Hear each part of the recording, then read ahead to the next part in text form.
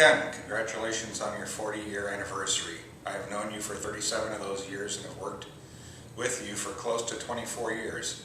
When I joined the agency in 1990, there were 6 of us, and now there are over 60 employees. We have gone from using half of the first floor to using all of our building, busting into the first floor of the neighboring building, and adding 5 other locations.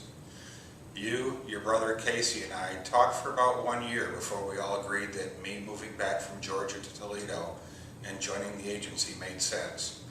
Ken handled the operations and Casey handled sales. I had no insurance experience at all, so I was going to shadow Casey for a while and learn sales. Unfortunately, Casey took a bad turn from cancer and passed away. Ever the optimist, Ken said, "Not to worry, Carl. I will teach you all I know about sales and everything will be okay."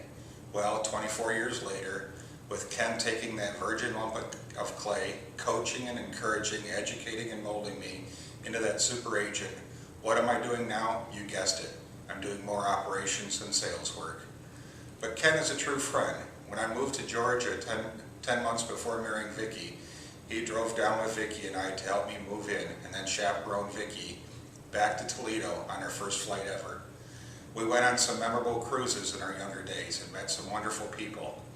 That is where Ken met his first wife Janet, who unfortunately passed away from cancer at far too young an age. We also met Donna Davis from Southern Indiana, who invited our gang to the Kentucky Derby. Donna said she could get us box seats. Ken, Mike Masters, Mike Blakeman, Jeff Redmond, Tom Combs and I packed our Sunday best and headed down to Louisville. What she didn't tell us was that her dad had horses he kept at Churchill Downs, and that we could park in the stable's parking lot, go through the stables to see the horses before the race, and walk on the track to our box seats on the finish line. Quite a coup for a bunch of guys from Maumee. Of course, that is also the same weekend of the infamous statement, "Jeffrey Hughes Redmond." As mentioned, Ken has been a very good businessman in growing and overseeing the agency.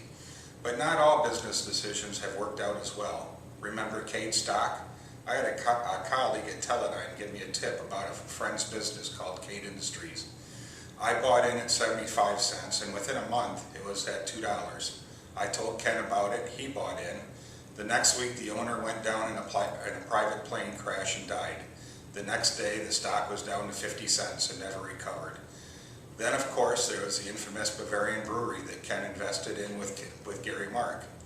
I just think it was a bad location, as there have since been 5 other businesses at that location. Thank God Ken has since stuck to what he does best, and the agency has flourished.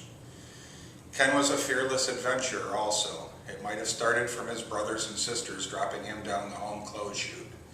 Even despite his motion sickness, he has skydived, and has a scar in his knee to prove it. Been through Space Mountain with all of us guys taking turns riding with Ken just to torture him. And of course, Ken got our group on the cover of the Blade Sunday Parade magazine, titled Parasailing in the Irish Hills.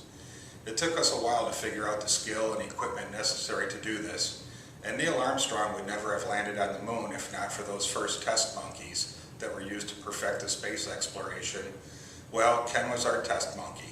And after first using a parachute that filled up with air way too much and took Ken off the ground and pulled the back of the boat out of the water, causing Ken to come crashing back to the ground, we tweaked it until we were successful. Probably explains Ken's fascination with the Curious George items in his office. Ken started the Thanksgiving Christmas party at VG when he was going to school there. The party eventually moved to his parents' house, and we would put his parents up in a hotel for the evening. Ken cooked turkey and ham, we bought 5 kegs of beer, invited all the people we could, and had a blowout party. Over the years, it has become much more refined. Ken and Deborah have done an excellent job of using the Christmas party as a way of giving back to the community, and each year a charity is selected for the donations. They have contributed many thousands back to the community this way. My family has much to be thankful for because of Ken's willingness to bring me into the business and being a good and loyal friend. Because of this friendship, we chose Ken and Janet as godparents of our first child, our son Michael. Ken, I'm truly blessed to have you as a friend. Thanks and congratulations on your 40th anniversary.